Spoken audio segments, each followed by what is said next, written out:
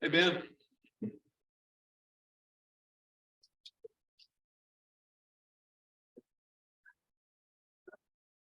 Okay, folks, I've got 10 o'clock by my watch and it's time to get started. We'll try to hold this meeting to as close to an hour as we possibly can.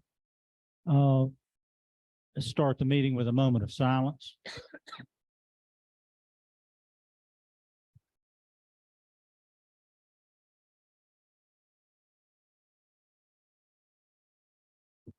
Amen. Do I have a motion to adopt the agenda as presented? You should have a copy in front of you, or they should have received one. Have a motion from Bill Seaman. Do I have a second? Second from Richard Dubose. Discussion and or questions? All those in favor signify by saying aye. The agenda is adopted. The meeting minutes, need to get those adopted also. You should have received those. Were they sent to all the members? The minutes for the meeting have been sent to all the members. Do I have a motion to adopt the minutes? Have a motion from Richard Dubose. Do I have a second? Second from John Casper. All those in favor signify by saying aye. The minutes from December the 1st, 2022 are adopted. Under new business item, what I tried to do was take those suggestions that came in from members of the committee and put it into an agenda. And the first item is Airbnb and VRBOs rental properties. I don't know who sent that in and what the discussion might be about those. That was me. And I sent it in because I drive by one every day. And I would like to have some sort of follow up with the houses that are rented that way, because things can get out of hand really quickly, and the interrelationship with the neighbors. Okay, so you're wanting to put on the future plans for Montreat for the commissioners to look at regulating Airbnbs. Maybe not regulating, but just some sort of way to follow up if there's extra noise, trash, dogs, things that are going awry on the Well, property. the only way we're going to know about that is for someone to call the police department. Yes, and the police department then could call the owner or whoever's responsible in ownership. That would probably revert to the town management staff rather than the police to call them. But we can certainly put that in there, some sort of Just a way to- checks and balances for check, the. exactly. Okay. So that if something happens, you're not just calling the police and then they don't know who to contact and it just goes on. Okay. And Tim, I'd like to just second what Amy says. We've had a problem with Airbnb rentals up on Upper Canal. We never call the police, but did talk to them, talk to the owner. And so I realize it is a problem.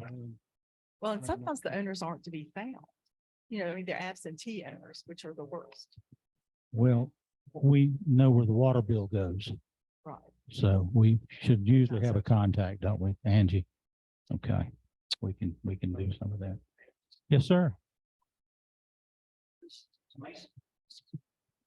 This to me suggests an opportunity to think about revenue also in terms of an occupancy tax, rental property tax.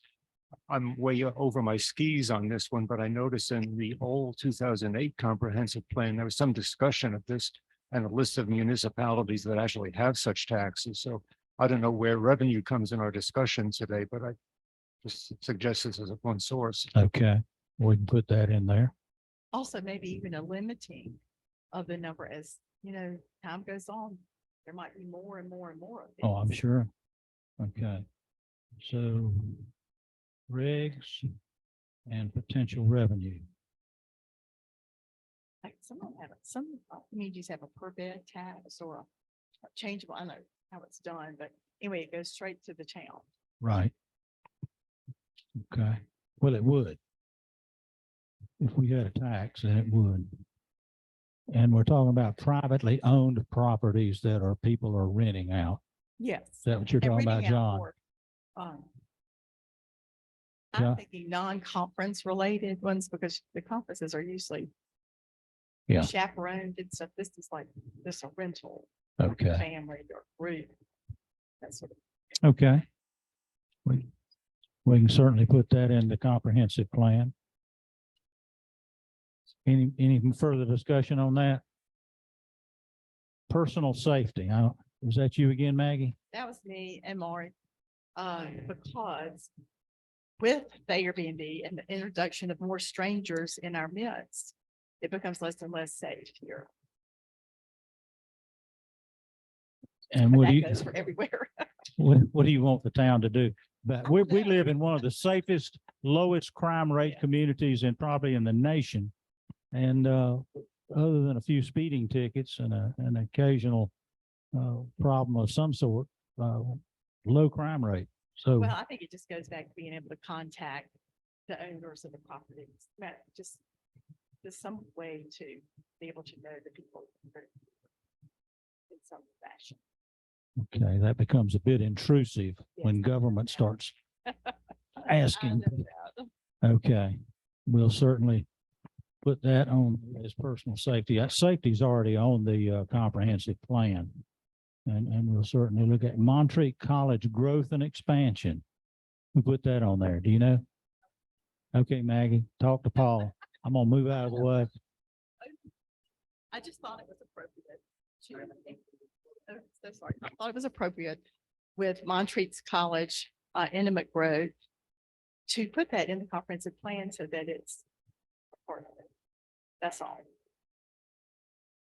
With explanations and their overall plan. And of course, it will impact the code immensely. Well, and I'm sure that you're gonna keep us informed as implementation of the plan comes about.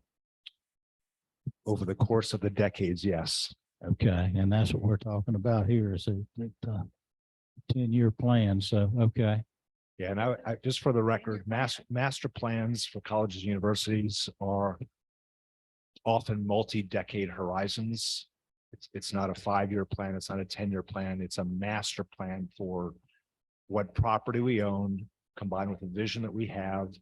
And how do you implement that as you have resources to build out that master plan and the students for that master plan? So that may be a 20 or 30-year horizon for us. Should we also add, Tim, the MRA?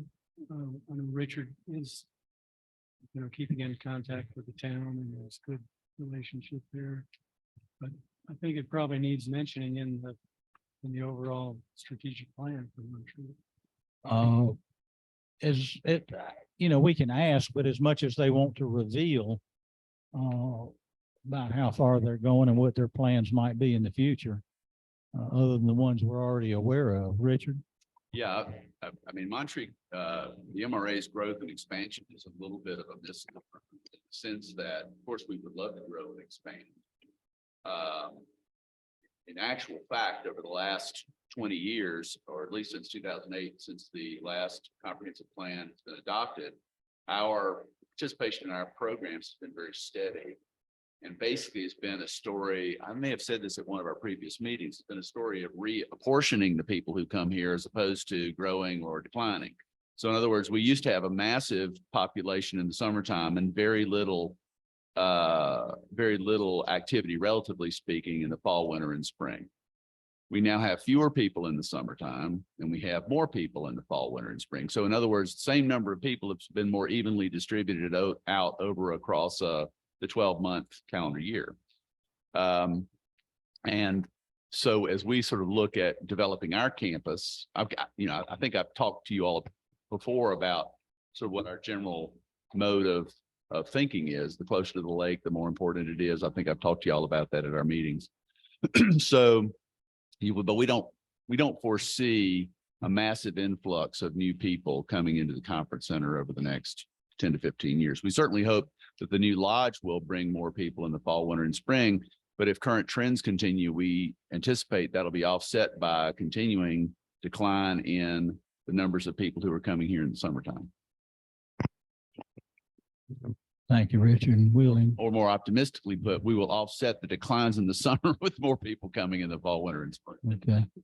John, Yeah, I agree. That's all fine. I just think we need to mention it, address it sure. in the plan. Okay, Otherwise, it's kind of the elephant in the room. Okay. Let's not ignore it. good. Angie, did you capture all of what Richard said, and we can include that in the plan? And of course, all this is already in the 2008 plan. Right. It's just a continuation of what the plan has already has. Absolutely. All right, next item is traffic concerns. Was that you, Maggie? That was not you. Well, Lord, you got the first three on the agenda. Do you? Let me just say this, we can put traffic or whatever in the comprehensive plan. Commissioners are very aware of traffic, congestion, parking, all that has to do with automobiles, and have been addressing it diligently lately. And we can certainly include that in the plan, traffic concerns. And the commissioners will continue to address it as we go along, I'm sure. Water quality. Okay, drinking or stream? Yes. Let me tell you, your drinking water is about as pure as you can get. It comes straight out of the ground. The only thing that's added to it is a little chlorine to make sure that the coliform is not there. And we just received an award last night for wellhead protection that was not necessary for the town to do. But our water people did do that, and we received an award last night saying that we had done wellhead protection very well. Okay, Bill. Sure. Let me throw just a few points here. When we talk about growth of the college or traffic of conferees and so forth, my question has become, are we going to have enough water supply? Sort of what's our upper limit for water supply right now and in the future in terms of serving potential new residents or anyone else coming? I don't know the answer, but it seems a worthy question to ask. And I remember when Paul and the consultants talked to the Planning and Zoning Commission a couple of months ago, at least two of the commissioners asked that kind of question about basically impact. So how much water can we supply ultimately? Well, we can supply a certain amount with the wells we've got right now, but as water needs increase, we'll either have to drill more wells.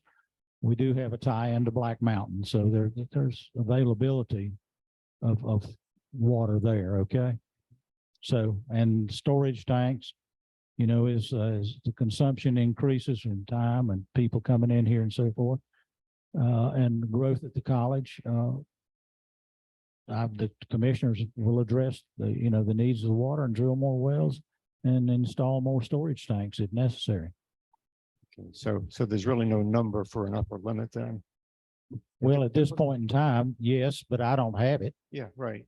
But our water people do. They know how much they can furnish. Yeah. I guess my question, Bill, I'm not a hydrology expert, so I don't know anything about what I'm about to ask about. Are you speaking more to the infrastructure's capacity to supply water? Or are you speaking to the actual water table itself running dry, or both? Actually, you raise a good point. I was simply addressing the capability of our infrastructure to supply water. But we know all too well about water tables that get overdrawn and then municipalities run out of water. So hopefully our Department of Public Works is sort of on board with their own sort of looking to the horizons, however many decades out we need to do that. Well, Barry can confirm this. I don't know. I don't know if this is still the case. Well, when I researched this at the MRA a few years ago, we think we discovered, just looking at town records, that the time of year when our water system is under the highest demand is actually not a time when the college is in session or when one of our larger conferences are here. It's the 4th of July.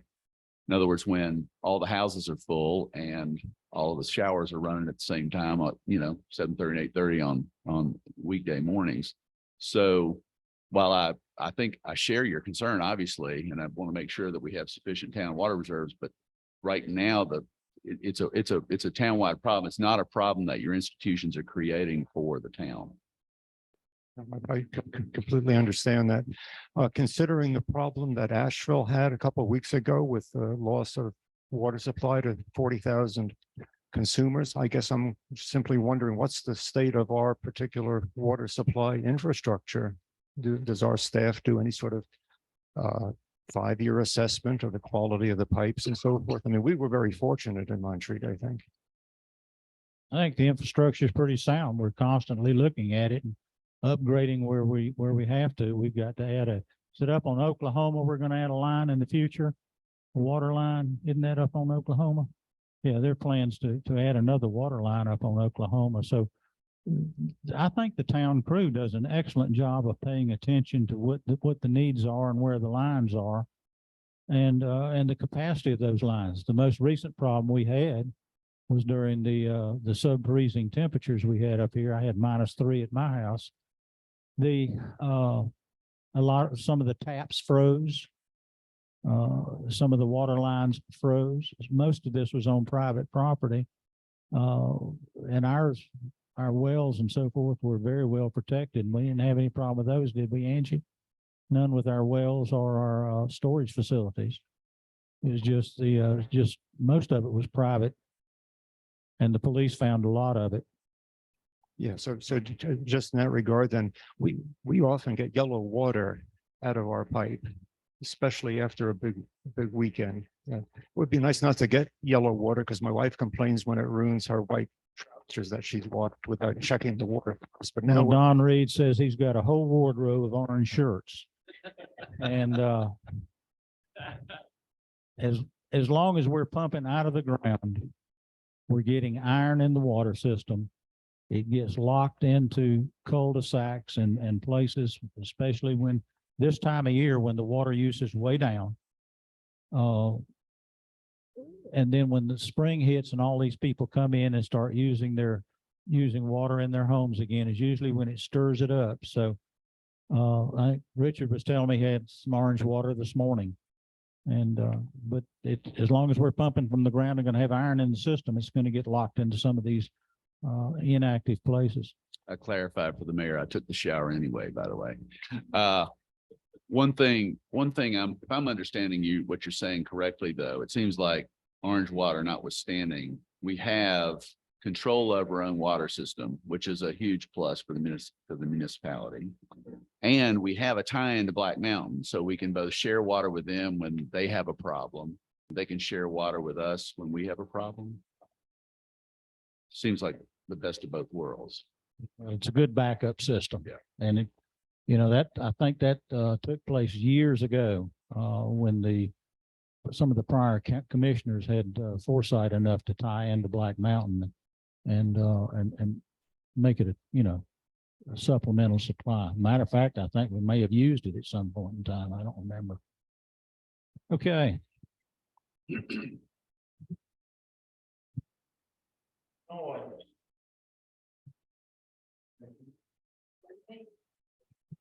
Noise. I don't have any idea.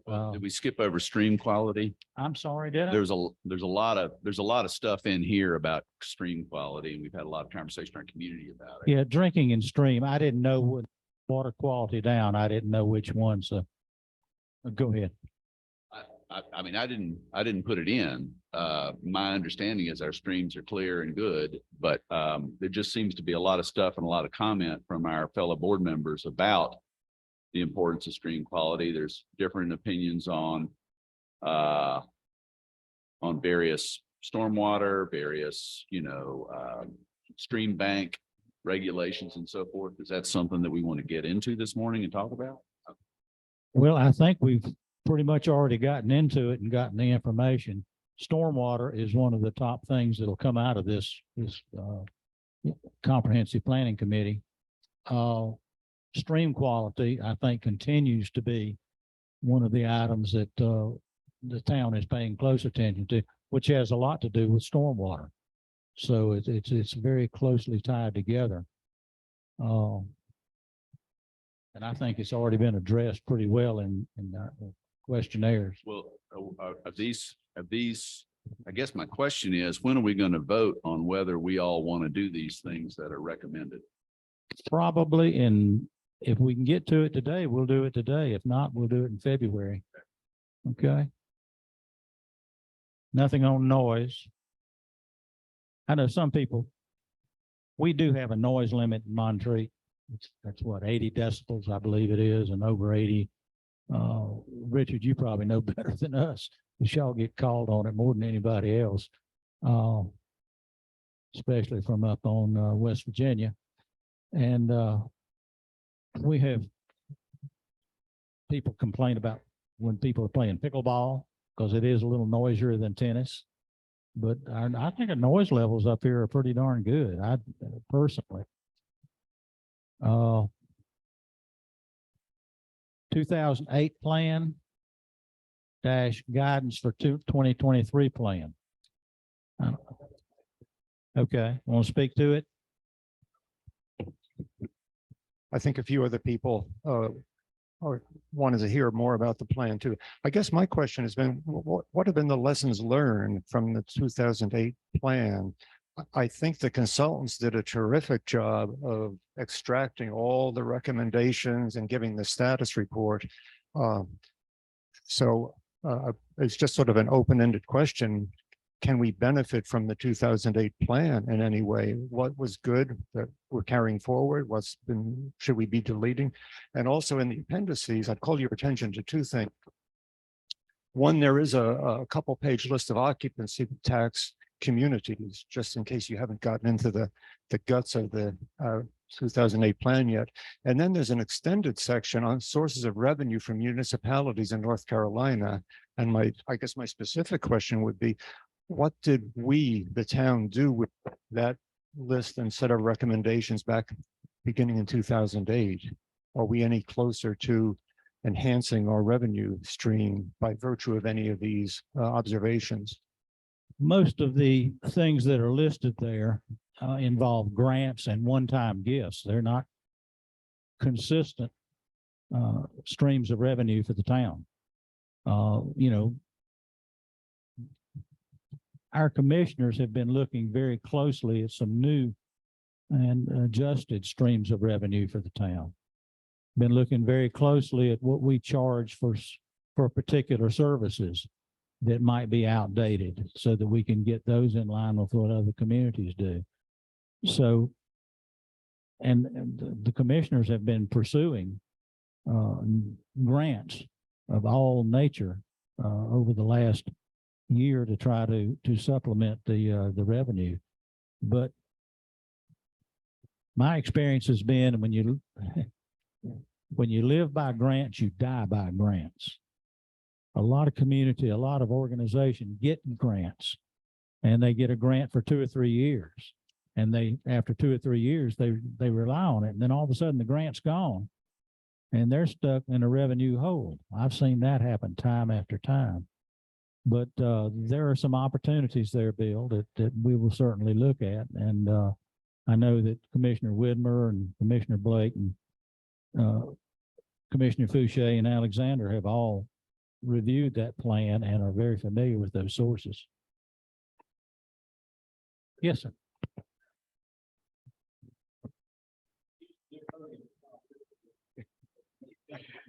Tom Widmer, 218 Tennessee Road. Bill, thank you for that comment about that list. We have poured over that list.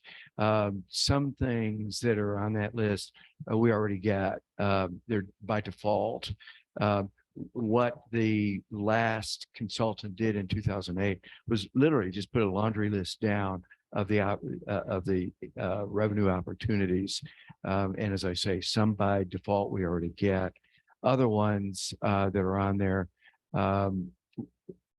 well, I would say that we pursued everything on that list to see where viability was for this community. There are many on there that aren't viable for us, but there are some 2 or 3 on there that, as the mayor just said, we are continuing to pursue. And hopefully we'll be successful with that. Okay. Thank you. Since you seem to know about this list more than I do, was the increase in meter fees a part of that revenue plan? Yes. And Tom, is there a way is donors, outside donors like Monterey donors, is that a part of this? No. Because we had donors contribute to this building. And we had donors that are helping with the covered bridge. And, the college and MRA have a fantastic donor system that they work with. Is there any way, and I'm just speaking from ignorance here, is there any way we can set up something for the town of Monterey? Well, we've run into problems with that before. Angie, haven't we, with setting up donations to the town?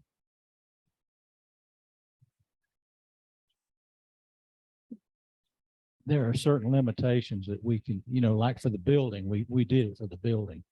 We did it for the services building when it needed to be furnished and so forth with a refrigerator and stove and things like that. And we had citizens to give to it. But I don't think there is any mechanism that we've looked at, John, that you can on a continuing basis. Now, if you want to double your paying your taxes, that would help us out a lot. Double up on that, but it's hard to incorporate gifted monies into a town budget. It really is. You have the complication that a gift made to a town is not tax deductible because the town's not a 501c3. So you lose the incentive of tax deductibility. Well, we have had gifts for projects that the town is. Probably continue to have gifts for projects. There will be other opportunities in the future, and we've already got some in planning stages, early planning stages that citizens may want to contribute to. So that is still a possibility of garnering some money. Thank you. Just one final note, Sure. it's terrific to hear the diligence our commission is doing. Some of us have not been aware of this. And I raised the point simply to be sure that we have some item in our comprehensive plan addressing our intent and capabilities vis-a-vis revenue. The consultants gave us a ton of objectives under those 4 big themes. And I honestly don't remember if revenue is in there, but I just wanted to be sure that somehow we got a line in there. Well, to your point, I mean, a number of the things that we are discussing have revenue implications. In other words, I went through with a yellow highlighter and an orange highlighter and tried to find the ones that would have sort of revenue implications for somebody. Or expenses, the other half of revenue for somebody. And so it is at the end of the day, with all of these regulations and all of these recommendations, we're gonna have to follow the money and see if it can be done. And if people are willing to put up the money to do this. So everybody's in favor of conservation, but everybody be in favor of a tax increase for a fund for conservation. Those are 2 different questions. And those are the kinds of things that we're, I guess, tasked with wrestling with. Okay. I never thought about that. I don't know. We'll see how that flies in the future. Well, I mean, just before we move on, I mean, you can look at the plan, you can look at the 2008 plan and surveys and the surveys that we did, and there are inherent contradictions in the answers. Everybody is in favor of accessible preserved buildings, for example, which is an oxymoron. And so what can be anyway. And so to me, that's the work of this group and the work of the council to get in behind and see what are the really inherent desires and how do we balance these different perspectives that people have and different desires people have, make sure we have a functioning town that doesn't price some people out of the process. Thank you, Richard.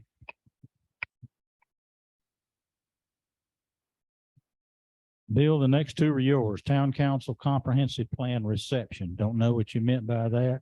And then go right into the Seaman Prospectus. All righty. And some of you are old enough to remember Ronald Reagan in his presidential campaign. He was debating and said to his opponent, "There you go again." Well, here I go again. Just a quick one on the item H, the town council comprehensive plan reception.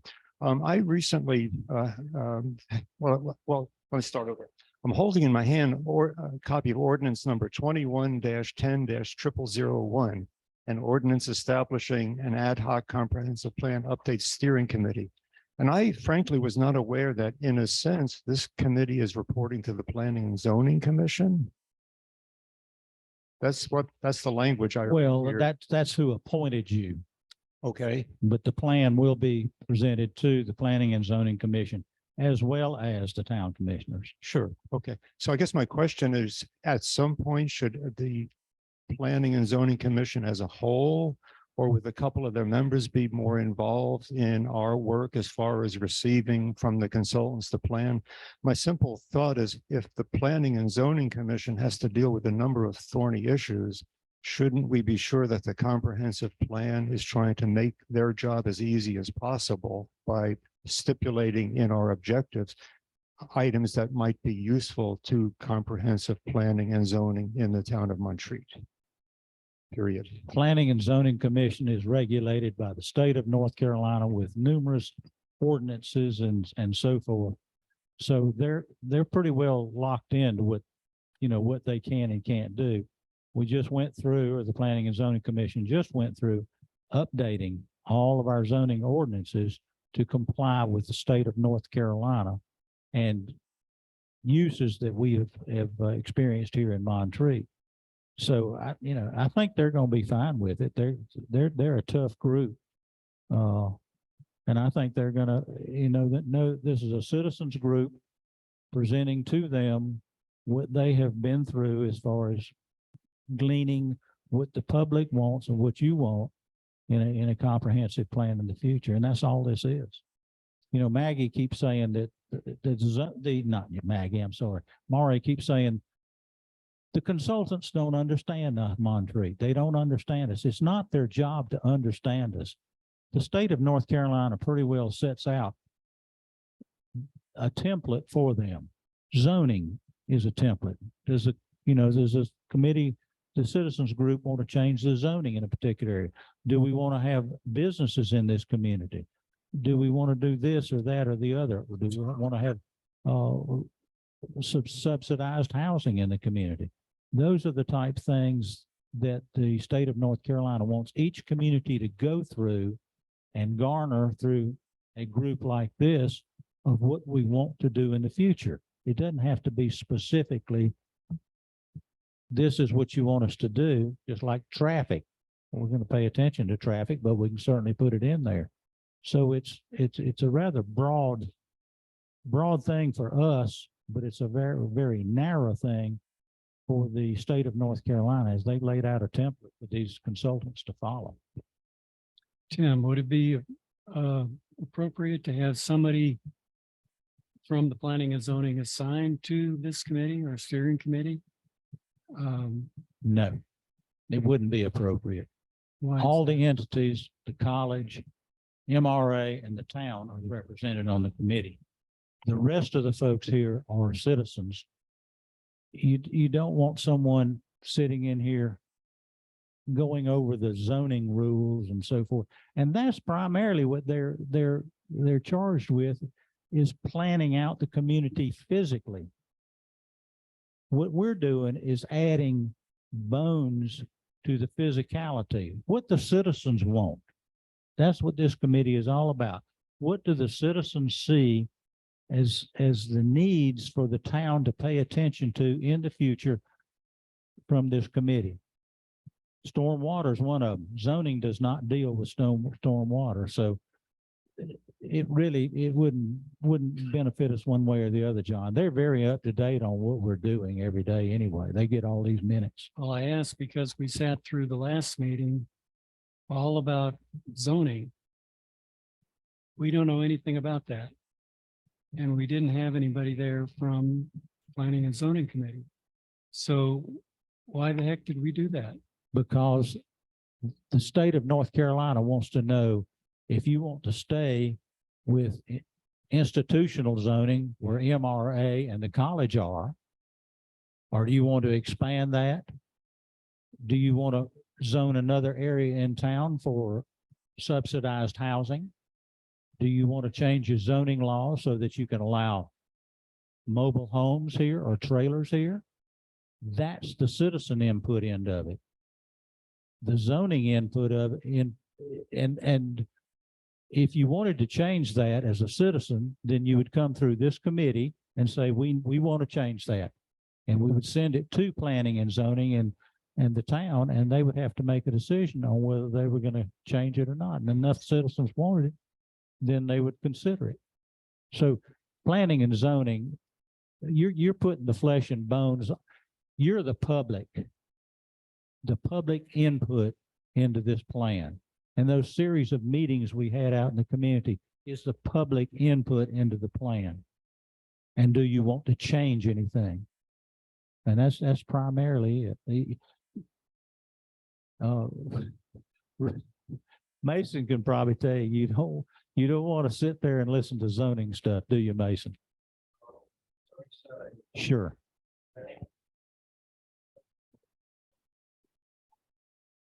Mason Hopefully Blake, not. 428 Appalachian Way. Yes, that's right. And let me say, I believe, and this is a procedure that's mandated by 160D of the North Carolina General Statute. So we're doing what we've been told to do. We don't have any option. We're doing it the way we're supposed to. We're bringing in, frankly, more citizen input than, based on the mayor's leadership than the statute requires. In any event, I believe the Planning and Zoning Commission is essentially going to be a recommending body anyway. They're going to take your recommendations. They're going to give their comments, and the ultimate decision and adoption of the plan is the town council. And it's my best recollection there. That's the way it works. But this is a ground up process, and you know, and frankly, it will still be a generalized process. And whether or not certain changes are made and how they're made will be taken up by planning and zoning, should they receive the direction from the town council to do so in the future after the plan's adopted. This is the plan. It's not implementation.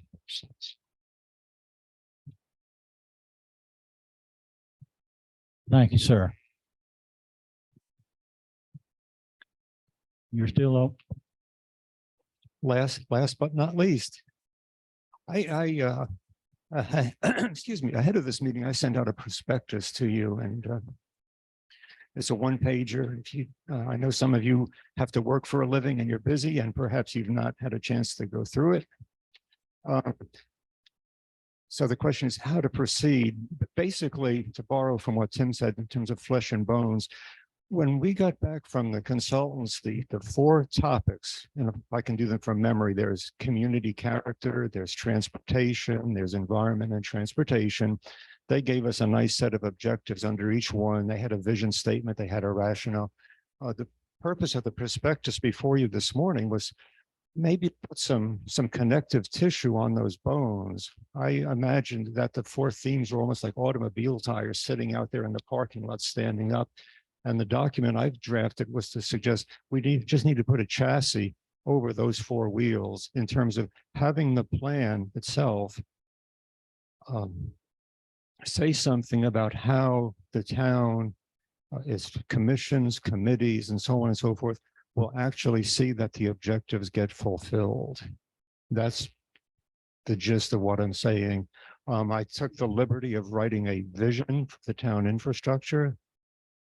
I can read it to you. The town of Montreat, both through its designated officials and administrative structure, and also through participation of its citizens and entities outside of government, will offer a model of best practices for cooperative and collegial implementation of its Montreat Tomorrow comprehensive plan. And then I put in with recognition among its peers. I think we all sit here and want this to be the best darn plan that any town our size can put out. We want it to be simple, straightforward. We want to eliminate silos in terms of how we all work together. So this is my 2 cents worth. I give you 4 objectives, and I'm glad to address those. But if the vision's not good, then let's scrap the objectives. What are my four objectives? Yep. I have four objectives. One deals with implementation of the plan, one deals with leadership, one deals with what I call hard capital or a built infrastructure, and then the other deals with our soft infrastructure or natural capital. I'll just go ahead and read them then. Okay, short and sweet. Number one, implementation. The Montreat Tomorrow Comprehensive Plan will include sufficient information concerning implementation of topics and objectives so as to reflect individuals and entities responsible, milestones for progress, and metrics to determine attainment and success. Two, leadership. Under leadership of town officials, the options for leadership to carry out comprehensive plan objectives will be determined by identifying capabilities and responsibilities of both elected commissioners and staff, and also town advisory committees and other entities such as the Planning and Zoning Commission and the Land Care Committee. Number three, hard infrastructure, or some people call bills capital. An assessment of the entire physical plant utility system operated by the town, its hard infrastructure of roads, domestic water supply, sanitation services, etc., will be made to determine structural integrity, preparedness, and resilience for extreme weather events such as hard freezes, stormwater floods, and wildfires. And finally, number four, soft infrastructure or natural capital in recognition of its services that go beyond operations of hard infrastructure, such as wells and water supply, to also address natural infrastructure such as the tree canopy on public roads and community land and watershed heritage. The Public Works Department is renamed as the Department of Public Works and Natural Resources.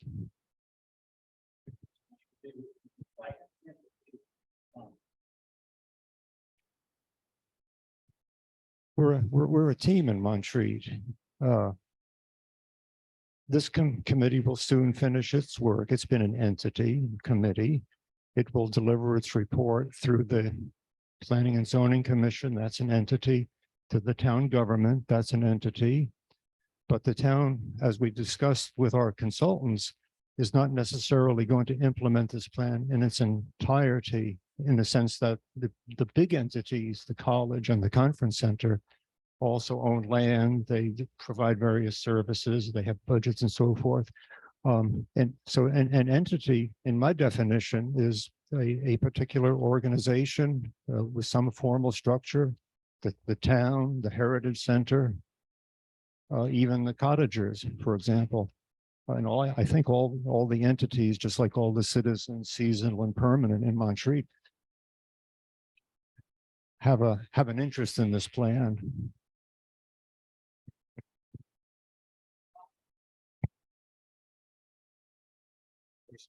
Microphone. Are you suggesting a follow-up committee? I don't know if I'm suggesting a follow-up committee as much as a follow-up process. I mean, we look at the 2008 plan and some things got done, some things didn't get done. I have no clue how the follow-up, how the implementation of that plan was tracked. I come out of academia. We have to have plans and we have metrics and we have standards and we know if a scientist has achieved their experiment or not. So the question is, how will our plan, once we have the consultant's document and it's sort of vetted through our commission and our town council, how are things going to get done? I mean, Well, that's good. That's going to be up to the commissioners pretty much, what gets done and what doesn't get done. And there's a lot of things done that the community is not aware of. You talked about the list of revenue sources. We didn't announce or say that list had been scrutinized closely by the commissioners. So a lot of people look at it and say, well, that wasn't done. Well, it was done. So I think you have an opportunity every time you go vote to find out whether this group or the next group or whoever implements the plan. And it doesn't have to be implemented to the nth degree. There are some things in a plan that will never be implemented because time and circumstances change. revenue sources change, the town may not have the means or the wherewithal to be able to do some of the things that are in here. That's why I wanted it to be a very realistic plan, something that is accomplished. I'm sorry. Well, just in terms of realism, I think that was the concern we expressed almost a year ago about the 2008 plan and its gazillion recommendations. I think all of us, and the minutes will reflect, a number of us spoke up and said, let's get it to a realistic number of recommendations that are doable. And clearly this plan is a living document. I don't think anybody in this room is saying it's concretized. The state of North Carolina does not hold a town responsible for checking off each item that comes into a comprehensive plan. It has to be left up to the wisdom and the wherewithal of the commissioners of this town to be able to take from that plan and do the things that make sense to them, that we can afford to do, that take care of this community as far as health and safety and well-being is concerned. And I think you just have to trust in the commissioners to be able to do that. They don't any comprehensive plan. Paul, are y'all gonna get everything done in your comprehensive plan? You would like to, but realistically. What I would agree with you on fundamentally is that time and circumstances shift. You can't predict the future. So a vision, a comprehensive plan is at very, very best, an idea of where you want to go. It's a vision of where you want to go. And the vision always changes along the way. The implementation always changes along the way. And all the master planning I've been part of for 25 years, they are always living, breathing documents. So I also agree with you, Mr. Mayor, that ultimately, if the town doesn't feel like the commissioners are doing their job to move the comprehensive plan forward, the mechanism exists to vote them out of office and you get new people in office. And that's our democratic system. Daniel? I think I would say when this committee finishes, I'm going to have about 6 or 7 of my closest friends say, what'd y'all recommend? And I don't know what to say right now. And they say, well, what do you mean? There's no list of some suggestions to the mayor or some suggestions to this. So I would like to see something on paper that at least I could say to my neighbors, well, we recommended that the tennis courts be redone, or we recommended that the whatever speed limit be increased. You know, but that's the noise, and property taxes lowered. And I don't mean to be funny about this, but I just think we need to have something down there that's a summary of what the recommendations this committee says that will go to the town commissioners. Thank you. And possibly be available for the public to pick up, here at the office if they really want to know what we've been doing. Okay, well, that's going to take me right to did y'all all get a copy of this division statement? Mr. Mayor, I before did we not. move on, I'm I just want sorry. to make you aware, I think related to the previous conversation we were having about planning and zoning, Bill Shy texted me, he's on the line and would like to make a comment. So sometime he'd be recognized. Bill, are you there? Evidently. Is he there, Josh? Okay.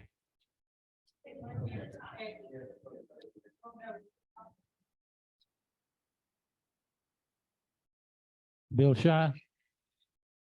Yes, sir. Can you hear me? Can you hear me? Can you hear me? Bill, are you there? Yeah, Bill, can you hear me? statement? Yes, can you hear me? Yeah. Oh, great. Well, a couple of points, particularly to add on to what Mason said.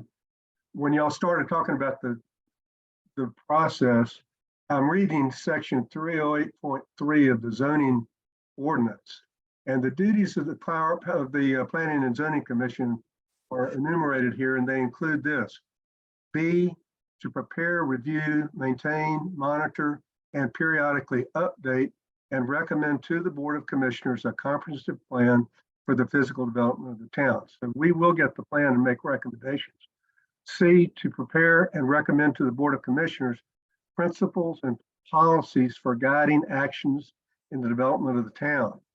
D, to prepare and recommend to the Board of Commissioners promoting orderly development in accordance with the comprehensive plan. All that's dealing with the comprehensive plan, and what the Planning and Zoning Commission will need is, as both Daniel and Bill have said, are recommendations. Y'all are the ones that have gathered all the facts. So Planning and Zoning would expect y'all to make recommendations that we would then consider. But ultimately, as someone has said, that's the Board of Commissioners that will make the decisions. But y'all would have recommendations in your plan, hopefully. We would then consider them, and if we agreed, we'd pass them on. If not, we take them out, or we just say, here's what we think about it. So I want to make that clear that the Planning and Zoning definitely is the place that you go. Also, it may surprise you from what Bill said about stormwater. G, the Planning and Zoning Commission serves as a stormwater advisory committee and assists the Board of Commissioners in meeting the objectives concerning stormwater and stormwater management. So it would be, again, appropriate that there should be some specifics in your plan that would deal with this, not just, as Daniel alluded to, not just narrative, but specific recommendations that the town can grapple with. Citizens can review. Citizens can come to the Planning and Zoning Commission and say, well, here's what we think you should do about this or not do about this. So I would just encourage, and then at the end of the day, in that would be a process, as Bill Seaman also alluded to, that there would be recommendations, hopefully coming from y'all, as to how y'all see the implementation of this through some sort of committee structure or whatever, so that ultimately the Board of Commissioners can see and adopt a process going forward.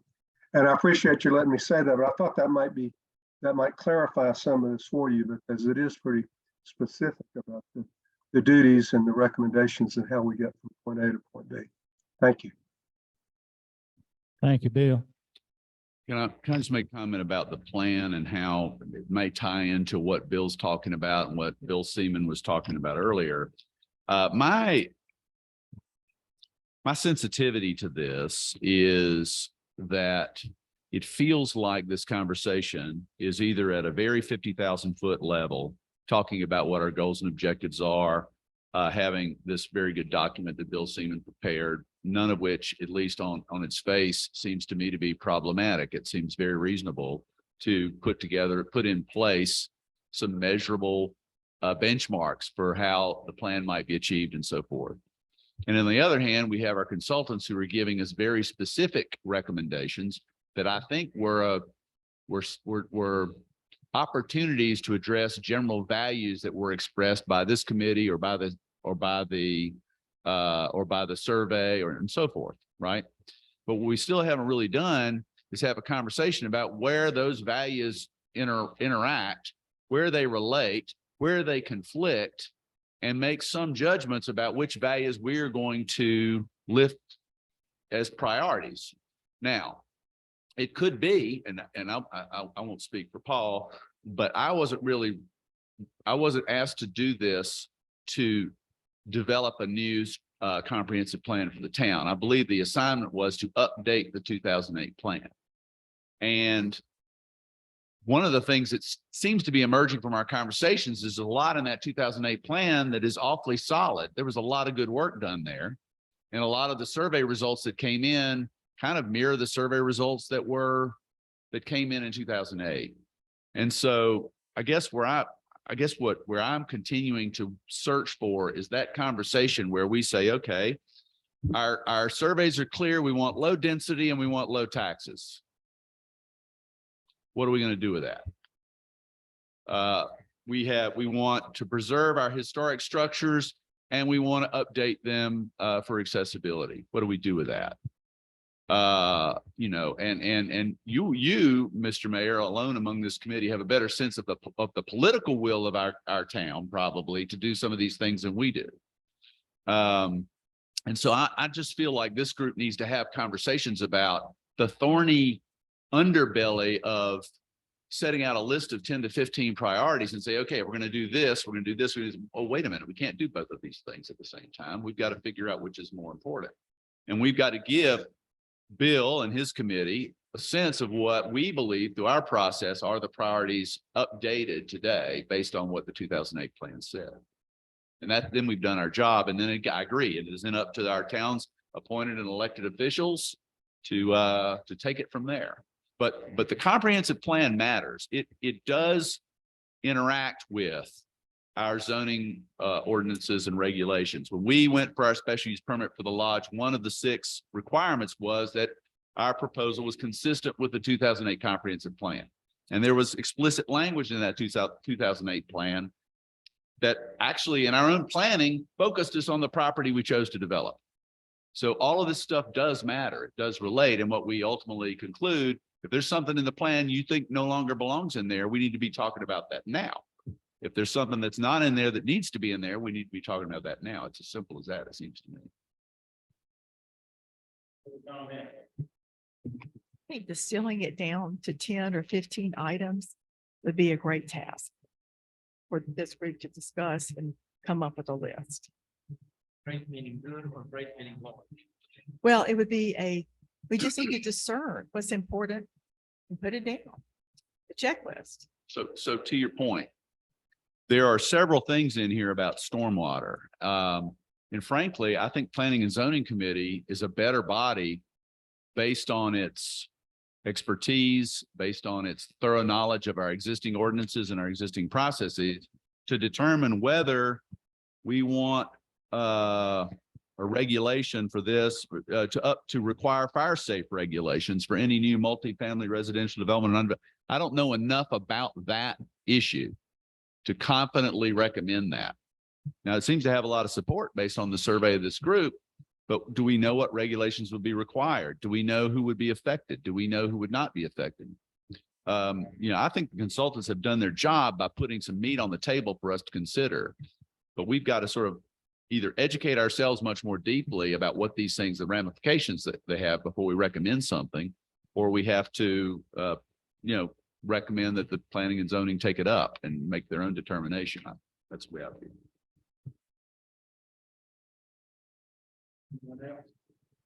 I just want to reiterate my comment. I do not want to walk out of this committee and not be able to answer the question, what do y'all recommend? Duh. That's it. Well, I'd be perfectly happy to walk out of this committee if we find out that in our judgment, the 2008 plan in chapter and verse is a fantastic document. It just needs a little tweaking around the edges, but that's an answer to the question you'd be asked. That's fine. Right. Right. It's not just something that we did in a 4-week or 4 whatever meet session. It's already been, you know, tested and we used it as a model. So that would be fine. Does that make sense? Yeah.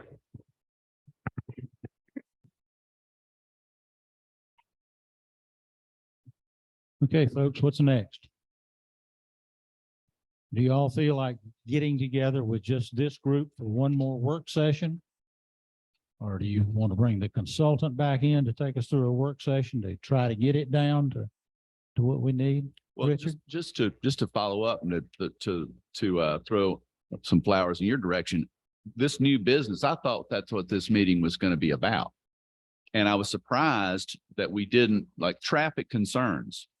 Where specifically what are the, you know, nobody raised the specific angst or anxieties in the community that lead this to be on this list. I'm not trying to call anybody out, but that's the kind of thing that in sort of a more broader, sort of topical way, I thought we would be having that conversation because it seems to be that's our job. Take the information we've got and then wrestle with it, on a conceptual level. Yeah, this agenda resulted from several emails I got after the last meeting where some of the committee members were not very happy with the results or the process of the last meeting. So, and several committee members said, well, I think we ought to talk about this and this and this. So I told them, that's when I sent out the message. If you got something we need to talk about, just us, without the consultants, send it to me and I'll make an agenda. And that's what this agenda is. Right. It's just like noise. Right. Whoever put it on there wasn't here to say what noise was all about. So I really would like to have one more meeting with just this group, not the consultants, to iron out exactly what you said, Richard, is to take the 2008 plan. If you will note where you think it needs to be tweaked, any of you members, if you will go through the 2008 plan and note where you think it needs to be tweaked. Have all of you gotten this workbook result? You talking about the Right. survey results and this thing right here? This. Yeah. And Okay. I like it. And at the same time, I answered neutral to a lot of these things. I didn't feel like I was educated enough to, I don't know enough about the consequences of supporting some of these things or to not support them. Of course, I'm in favor of a safe community. Of course, I'm in favor of a community and buildings that don't catch on fire. I mean, these are, but what are the ramifications of the specificity of these recommendations? We need to either talk about that in specificity, or we need to talk more broadly about the major topics that we think need to be addressed that the 2008 plan doesn't address, as you just said. Also, there are many of them that are 5 and 5, strongly for, strongly against. Where do we land with that one? Right. And who and why did they vote that way? I Well, I think don't there was think a you- lot of, Tim, I think there was a lot of frustration in that last meeting. Exactly what Richard is talking about. I'm right there with you. I didn't know how to vote on a lot of those. I didn't know how to score them because I don't know enough about the subjects. That's why I asked, these seem to be planning and zoning issues, really. That we just don't have the expertise. Well, on those items, if there was a concern, if you have a concern about those items, that's all you can express, because you don't have the background for planning and zoning. That's why once we express the concerns or put it in the plan and it goes to planning and zoning, they can either kick it out or keep it or put some bones on it. But we have to have some idea in there of what we meant, why we didn't like it or why we did like it. Does that make sense, John? Yeah, it does. But I think another reason that folks at the last meeting felt a little out of source, we're kind of looking at each other. Why are we talking about this when we're not talking about the things that came up in the survey back in the spring and our mini meetings where we did, get some good ideas of what was bothering people and what they thought were the big issues. Traffic, parking, all that, noise, that's high on the list. Well, in defense of the consultants, that they were checking a box that had not been I figured checked, That's what they were that doing. has been mandated to them by the state of North Carolina in the ordinance. So they're checking a box. Yeah, I think they're doing their job, but I'll just give you an example of how this played out in my own. I got this and opened it up, and the very first thing said, update Montreat zoning ordinance to require fire safe regulations for any new multifamily residential development or non-residential development. Okay, my first thought was, are only multifamily residential development, non-residential developments, buildings capable of catching on fire? Why are we focusing on the buildings that Paul and I in this regulation? So I called one of the consultants. They said, well, actually, the North Carolina statute does not allow you to do this for single family homes. So this is where we can, this is where we want to. And so then I said, well, how do I find out more about what safe regulations would require of our buildings? And so she gave, I had a link, I think, in the email, and I went and I poked around, but I mean, ultimately, you know, I couldn't vote anything, but I was the neutral person on there. And so to try to play ball, I recommended, that's my second bullet, an alternative language that basically was a little broader and gave the Planning and Zoning Committee, a sense that, yes, fire safety is incredibly important. Let's work with town officials to make reasonable changes to the zoning ordinance that would promote it without getting very specific with these fire site, So that, and then I noticed everybody else strongly supporting this, but it didn't affect any of you all, it affects us. So those are the kinds of conversations if we want to get, we can do it that way too. We can get into this sort of one by one, but that's the kind of conversation I feel like we need to have about these things so that we need to draft our objectives ultimately. They've got good stuff for us to argue about and to wrestle over, but ultimately it's our plan and we need to decide what we want to do and don't do. I found a weakness in the workbook that they sent us.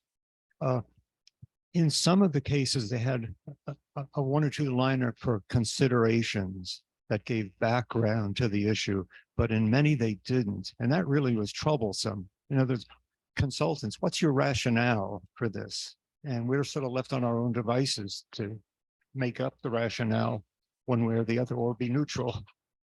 Yeah, one of the mantras that I was taught early in my career is staff proposes and the board disposes.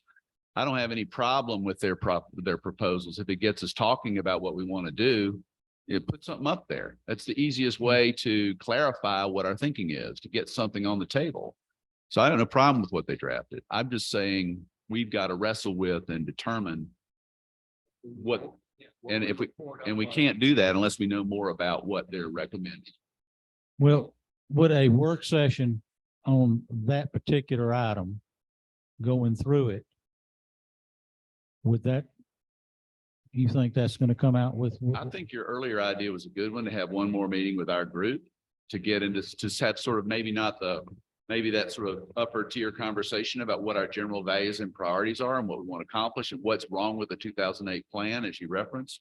But we're ultimately going to have to come back with the consultants to specific recommendations. Now, those recommendations don't have to be in and of themselves constraining.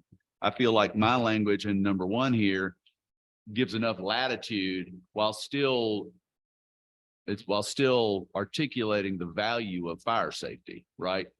But it gives enough latitude for those working downstream from what we recommend to interpret that as, yeah, this is important, and we've got to make sure that we get into these, we make appropriate recommendations for regulations that don't unduly constrain those of us who operate multifamily residential development or non-residential development. When's going to be a good time for us to get back together? Sooner than February. Some of us have jobs. Yeah, you're right, Paul. What works for Paul? Tell you what, let me get some dates from Paul in late January, early February, and then I'll shoot them out to the committee, okay? That'd be all right? Yep. Richard, you and Paul both still working. Dang. Nobody else other than Angie still working. So are you, Mr. Mayor. Well, I know. Been here every day this week and we'll be back this afternoon. Okay, guys, do I have a motion to adjourn and reconvene to one more work session? Have a motion from Bill Seaman.